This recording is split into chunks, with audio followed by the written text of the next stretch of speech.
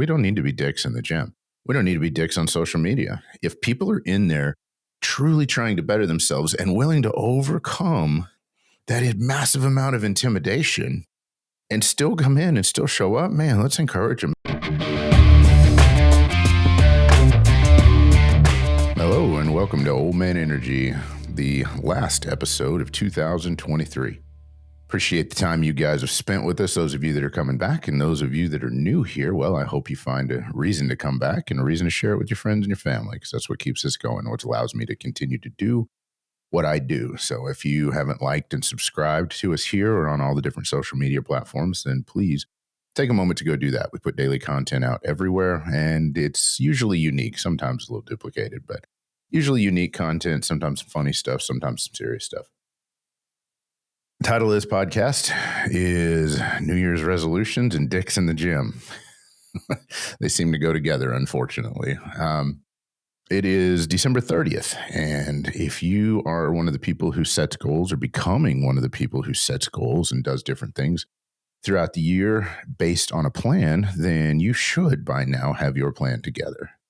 Some people, that's intimidating as hell. Most people do not have written goals down, but a lot of people do come up with New Year's resolutions. And that's the New Year, New Me crowd, or however you want to phrase it or make fun of it.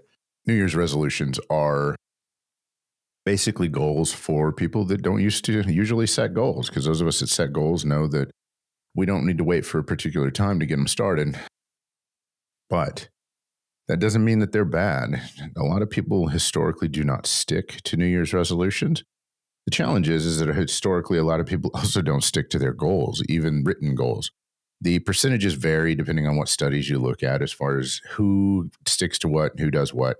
The one thing that's consistent across the board is if you write down what you want and you write down what you need and you write down where you want to be, you have a much greater chance of succeeding and getting there. And that doesn't matter whether it's a goal, whether it's New Year's resolution, or whether it's a damn grocery list.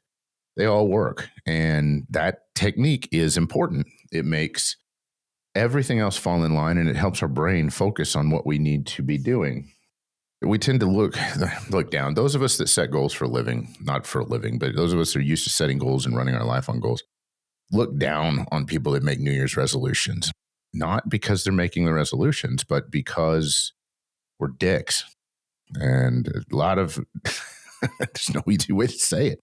And I'm as guilty of this, and I'm not going to be this year. That's why I'm addressing it on here, but I'm as guilty of this as everybody else. So I may be calling some folks out, but I'm not throwing anybody under the bus other than myself at this point. There was a time in my life where I would make New Year's resolutions and then immediately do nothing about them. Or I would set goals and then immediately not look at the book I set the goals in for months, sometimes 3 months, sometimes 6 months, sometimes 8 months. My notebooks are full of different goals written down. And one thing I came to realize a few years ago was going back through those books is the goals were the same over and over again. And it was just because I wasn't paying attention to them. It wasn't until I truly started to engage and focus on the daily tasks and the implementation and keep those goals in front of myself that it really started to make a difference. So now my goals are drastically different than they were last year. The last year's were different than the previous year. So that helps, and that helps with the growth, and it helps with our mindset because we tend to get what we focus on. New Year's resolutions are the same way. There's everybody, almost without exception, has something that they want, but they're not currently working towards, or they don't currently have, or they'd like to be in better shape, or they're going to get back in the gym. And we're going to address that in a minute, because a lot of New Year's resolutions have to do with fitness, especially coming off of this phase of eating that happens in Thanksgiving and kind of goes all the way through Christmas, and some people even further. Those of us in the gym that lift weights call it bulking season, but basically it just means that we're doing what we do all the time and we're just eating like pigs and terrible food. Not everybody does that. Don't jump on here, but a lot of us do. I know I do. I won't pass a cookie up around this time of year. I don't try and lose weight between Thanksgiving and Christmas unless I'm on 75 hard. And even then, my goals with 75 hard typically are not weight loss. So anyway, back to what I was saying. The act of writing your resolution down, the act of writing your goal down is incredibly powerful, but it's just the first step. Then you've got to decide what you're going to do tomorrow and what you're going to do the next day and what you're going to do and what does it look like next month and what does What does it look like for you when you actually achieve this? Because once you get those pictures in your head, then you'll start doing something and taking action towards those resolutions or those goals. So I'm going to encourage you not to look down on people that set New Year's resolutions or that set goals. And spouses, this is insanely hard if you're married to a dreamer. And I get it. I've talked about it before in a couple of podcasts and shorts. As a spouse, it's really easy to just look back and go, oh my God, here we go again. But that doesn't make it wrong. And the thing is you only have to succeed once. You only have to start engaging once to realize how powerful this system truly is. And once that happens, you'll typically stick to it. Not everybody, but you'll typically stick to it. You won't continue to let the people in your life down because you tell them, oh, I'm excited, I'm going to do this, I'm going to do that. And you should always share that with your significant other. Not in a way that you're looking for permission to change or chase after your goals, but just in sharing that with the most important person to you on the planet, or at least your significant other should be the most important person to you on the planet. And having that discussion about significant other and kids and what have you, that's different. That's a totally different topic. But share your goals, share your resolutions with the person in your life that matters. They may not believe you at first, especially if you've done this a lot of times and let them down or let yourself down. Understand they're not being non-supportive because they hate you or because they don't like you or because they don't want you to succeed. They just get tired of watching you fail. We don't like to see the people that we believe in and that we love fail. And we don't like to watch it. We don't mind watching them struggle sometimes, but we don't like watching them struggle and then give up or quit. It really diminishes our perception of our significant other. And nobody likes that. Nobody wants to be put in that position. So they may not be excited, but they'll usually just let you go on about your business. Well, what does that mean? That means it's up to you to make this stuff happen. It's up to you to make a daily commitment to doing what you need to do. Now, I could talk about business. I could talk about finances. I could talk about whatever. The most common New Year's resolutions are related to fitness, they're related to debt, or they're related to something big like buying a house, buying a car, whatever. I'm not going to address the other two. I'm going to address fitness right now in the fitness community, because this is the one time of year that the fitness community turns into a bunch of dicks. And we don't do it in the gym. That's the thing. It's really weird. I'm going to give you an example. Those of us that are in the gym fairly frequently and enjoy the peace of the gym, especially if you work at a public gym or work out at a public gym, we get used to the volume at certain times of the day, certain days. We know it's going to be busy. We know it's not going to be busy. All those bets are off on New Year's. Right after the first of the year, everybody's in there trying to hit their goals. And I used to call them resolution rangers. I thought it was very clever and I used it a lot. It was pretty funny. Not realizing how many people that I'd blown out that weren't even in the gym. Because I didn't say it in the gym, and most of us don't. I stand by what I've said before in the series I did on getting in the gym. It's a very accepting community, and you just have to put in the work to prove that you belong there. People accept you on the front side. Most guys and gals in there are kind. They're not looking for reasons to throw each other under the bus. I stand by that. People do still act that way in the gym. There's very few people in the gym that are just absolute assholes. But when we go to their social media page, it's totally different. We see, and yeah, I'm calling every single one of you dudes out there that are doing this out because you're just being dicks. You don't even realize it. What happens is we go on our social media. Oh my God, the gym's going to suck for the next 2 weeks. It's going to be awful, this and that. Well, one, if you can't suffer for 2 weeks, you've got bigger problems than other people in the gym.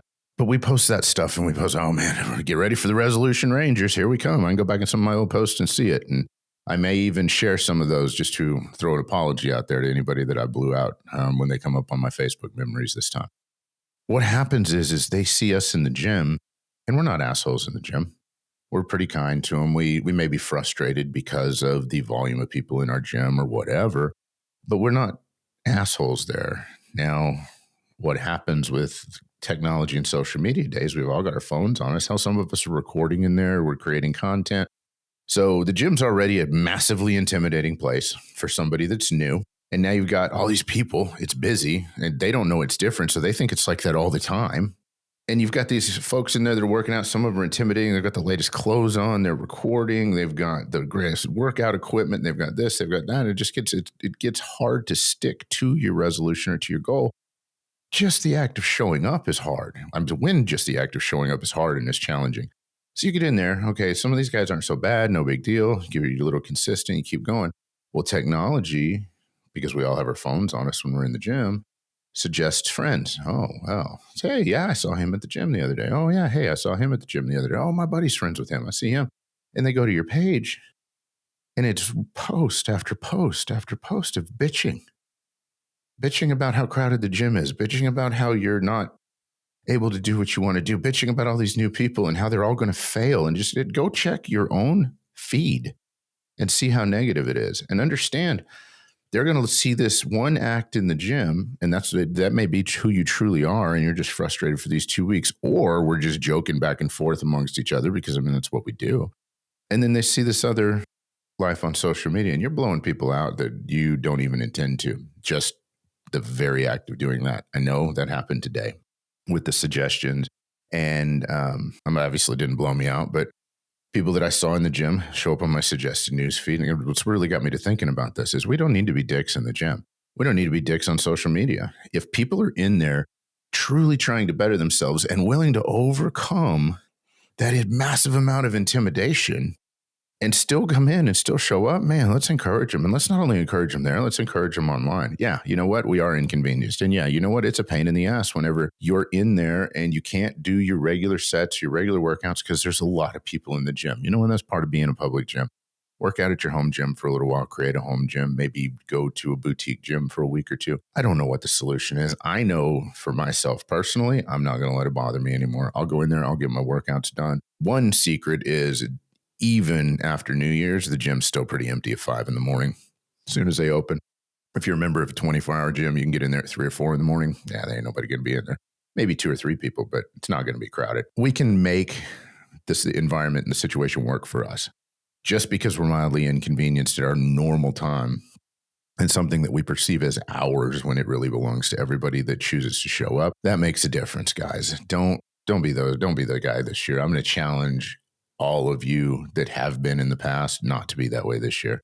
Let's try and show an environment of support and an environment of acceptance to everybody who's trying to make a bigger difference. Maybe that one post, maybe that one handshake, maybe that one thumbs up, just good job, pat on the back, whatever it is. That one thing might be enough to help this person move forward and continue to do what they want to do and hit their goals and change something from a resolution to a goal to a lifestyle.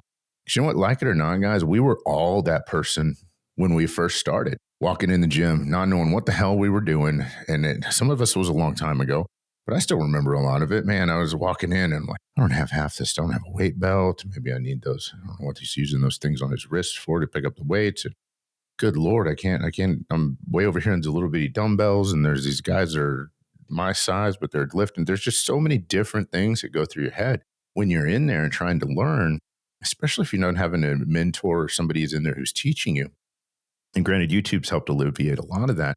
People can come in there and know how to lift, but they still don't know specifically what they're doing or, hey, am I doing this movement right or this or that? So go back and refer to, if somebody's asking you for help, go back and refer to some of my previous posts and episodes on how to deal with that. But don't be that guy that just blows those folks out of the water. And those of you that are new to the gym and are making the resolution for the first time or the 10th time or the 100th time or whatever it is to get in there, remember, it doesn't matter what time of year it is. Whenever you set a goal or set a resolution to change your life, we all do it around the first of the year because it's a natural restart. We feel like something's closing, something's new. But whether or not you're starting in June, July, January, it doesn't matter. It's just as intimidating. It's just as hard. It's worth it. Get in there, push through that uncomfortableness. And I'm gonna share my story with you guys from when I first started lifting weights. I'm an athletically declined person. I talk about lifting weights all the time because it's one of the few things I'm good at. The other thing is roller skating, which is ironic. But I tried martial arts for a long time. I loved it. It took me almost 10 years to get to black belt, and that's an insanely long time. And it wasn't Brazilian jiu-jitsu, so I was a persistent martial artist is the best way to put it. But during that pursuit of martial arts, I met someone who was my coach for weightlifting for a long time. I give a shout out to Art Bilardi. He owns Art of War Jiu-Jitsu in Orange Park, Florida. And to say that this guy changed my life in this aspect would not be an understatement. He was patient with me. He never showed any frustration. And even though I was in my late 20s, whenever he started coaching me and teaching me how to lift weights, I might as well have been a teenager. I did not have any experience in it, did not know what the hell I was doing, had never done it before. And it was like teaching a kid, I'm sure. But I wanted to learn and I took to it pretty well. Some of the lessons that he taught me, I still use actively to this day. Obviously, I've evolved from that time, and weightlifting's evolved over the past 25 years. But walking in, I didn't have any of the right equipment. I didn't know. I showed up in a pair of basketball shorts and a t-shirt. I'm here to lift weights. I'm going to figure this out. And went from there. Started learning the weights, started learning about the muscles. And I didn't know anything. I had to learn about the muscles and how they work together and how the weights affect them and what you should eat, nutrition and everything else. It's intimidating and it's a lot to learn, but it's worth it. So when I started that journey, it didn't go from point A to right now with no interruptions. There was a couple of years where I was out of the gym, got sick and couldn't do anything for almost 2 years, got lazy. I would get in there, I'd work real hard, and then I'd be, oh, I look pretty good. I'm happy about this. And then I wouldn't go back for 6 months or a year or a week. So it suddenly turns into a month, suddenly turns into a year. And it's crazy how fast that can happen. But every time I'd walk back in, I'd pick right back up where I left off, or at least as close as I could get. And it continued moving forward and continued moving forward. And so now if you see some of my videos where I'm in the gym, where I'm lifting weights, you know what? I'm not the ripped dude that's in the best shape there. I believe I can lift a lot of weight. And for my age and for my past and my history, I'm very proud of where I'm at now. I've got a long way to go. But over the years, I've accumulated things that make it easier to lift weights. But when I first started, I didn't have any of that. And you know what? You don't need any of that. A notebook, a pencil, and a desire is about all you need to get started. Start tracking your workouts. And it doesn't matter at first when you get in there. Just get in there, move some weight around, pick some stuff you like, pick a workout you think you might like and do it for a month. If you don't like it or it hurts or what have you, then tweak it. Get with somebody who knows more than you. Join some groups on Facebook. There's a lot of them out there that'll help you. Write it down. Write down what you're eating. Start paying attention. Start doing some studying on how the muscles move. There are tons of videos out there. There are tons of articles out there that talk about nutrition, that talk about weightlifting, that talk about mind-muscle connection. I'll just become a student of your resolution and of your goal. And it makes it that much easier to go back into the gym every day. When you understand you don't need all of the fancy things, you don't need the latest workout attire, you don't need the latest weightlifting straps, you don't need the gloves, you don't need the whatever it is, the fitness clothes for girls or weightlifting belts or whatever. It doesn't matter. Over the years, things have changed. I have some stuff very specific that I like and that I use. I still try some different stuff, but you know what? It's not all based on how much it costs or what name is on it. It's based on how I like it and how it's solved a problem for me. And when you first start, you don't know. You don't know what your problems are. You don't know what you're going to have challenges with. You don't know what you're going to like. You got to figure it out. You got to get in there and do something. And don't let anybody else stand in your way. And don't be intimidated by other people who are saying things online or this or that. And trust me, everybody's got an opinion. Everybody wants to voice it these days. Just because somebody doesn't agree with you doesn't make you wrong. Doesn't necessarily make you right, but it doesn't make them right either. Although a lot of opinions these days are presented as facts and you need to make sure. So when you're setting your resolutions for the new year, understand you're going to have some resistance. You're not only going to have some resistance from the environment. I use the gym as a microcosm because that's very apparent and it's something that's very dear and close to my heart. If it's personal finances, if it's you want to buy a house, whatever your goal is, you're going to have some resistance. You're going to have some resistance from people immediately around you. I address that a little bit as far as they see you doing this again. And maybe you've done it in the past and haven't been successful or whatever, but you're going to have some resistance from other peers not because they don't like you. And that's not granted, there are some evil people out there who just don't want to see you succeed. You need to eliminate them out of your life as fast as possible. But there are some people out there who are just intimidated because whenever you start changing, you're invalidating every excuse that they're giving themselves for not succeeding. And as a result, they'll try and tear you down or they'll try and talk you out of it or they'll make fun of you. I got made fun of constantly when I had a corporate job and I was building the initial cleaning business. It was always at work, constantly. And that was one of my goals for there. And if I'd listened to those guys, I wouldn't be where I am today. I would not have been an entrepreneur for as many years as I have been. And every single one of those guys is still working a job. So, not to throw anybody under the bus, that was their choice. They did it, but they didn't really care about my success or not. They cared about the fact that I was making them uncomfortable. So you're going to have some resistance from the people around you. Be prepared for it, ignore it, pretend it didn't happen, throw it behind you. And you're going to have some resistance from yourself. Your brain is going to not believe you at first. Your brain wants to stay equal. It wants to maintain equilibrium right where you are, right where you've been the whole time. So whenever you first tell it you're going to change, it's going to be excited because, oh, this is going to be different. And then it's like, oh, wait a minute. No. Okay, that was fun. Let's go back to where we were.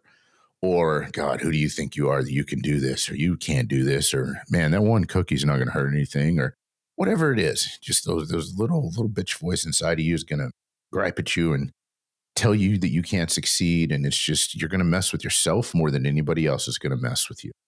Do not want to listen. And that's probably the most difficult one to disengage, because that little voice inside of you hears everything around you, and it will take in environments and it will twist things and it will make them appear as one way and every reason in the world not to succeed, not to make it. And your brain's going to find it. Your brain's going to throw it at you. Oh, you're really sore today. Why don't you just sit on the couch? You don't need to go walk, or, that one piece of cake's not going to hurt you if you're on a weight loss journey, or, that one cookie, it's only 200 calories. It's not really going to hurt anything. Not the point. The point is having the discipline to do it. And remember this, and this is one trick that I use personally, insanely powerful trick. I don't have to be perfect for 1,000 days to make something happen. If I have a 5-year goal, I don't have to be perfect for 1,500 or 1,600 days or whatever the exact number is. I have to do what I need to do for one. And that's it. Just one. And then I need to do it again tomorrow. And then I need to do it again tomorrow. And out of 365 days over the course of a year, what if I mess up 30 times? Well, most of us, whenever we mess up consistently, say 5 or 10 days in a row, we just kind of blow the goals off and go on about our business. But you know what? Out of 365 days, if you mess up 30 times, that's 330 days where you have the opportunity to succeed and you did what you needed to do. If somebody offered you $365 and you dropped $30, you wouldn't throw the rest in the trash. You wouldn't be upset about it. The same thing goes for your goals and the days that you're allotted. If you mess up today, then just jump back on and do it again tomorrow. It doesn't matter. You don't have to make up for today. Today's gone. You're done. Over. Move on. So no matter what you're doing, whether you're chasing goals, whether you're setting New Year's resolutions, whatever you call it, write it down, get a plan, work your plan. Don't let anybody intimidate you. And guys, if you're one of the old guard at the gym, watch what you're saying on social media and what you're saying in person. Because honestly, we were all new once when we were there. We don't want to see these guys fail. Man, the best thing in the world would be to have the gym full of people pursuing their health and their fitness, being polite to each other and working out. That would be a really fun environment. You know what? Then we'd have some better gyms because they'd have a lot more money to work with. So the problem would solve itself. But even still, don't be that guy. Don't be that guy that takes somebody else's dream because you're mildly inconvenienced for a few days. Think about that. Listen, guys, appreciate all the attention. Got a really good episode coming up for you at the beginning of the year. One, we're going to talk about fear and how it paralyzes you and ways to cope and deal with that. And then we're also going to talk about progressive goals. Very powerful system I've helped put together that I've taught to my classes. And I'm going to give that particular piece of it away as an episode on the podcast because I think people need it. They need to understand what a goal looks like as they go through it so that you can use that as a tool to move forward. So continue to tune in, make sure you've hit that bell so you get notified whenever we have some new stuff coming up. Also, my Christmas shirt, I did wear this on Christmas Day as my Krampus shirt. I wanted to point that out. I thought it was pretty clever and I had a great time, especially wearing it around Christmas time. Got the opportunity to have some really cool conversations with people. So listen, guys, love y'all. Thank you very much for your viewership and for the time that you spend with Old Man Energy. Look forward to a lot more of it in the next year. Happy New Year. Peace. Love y'all.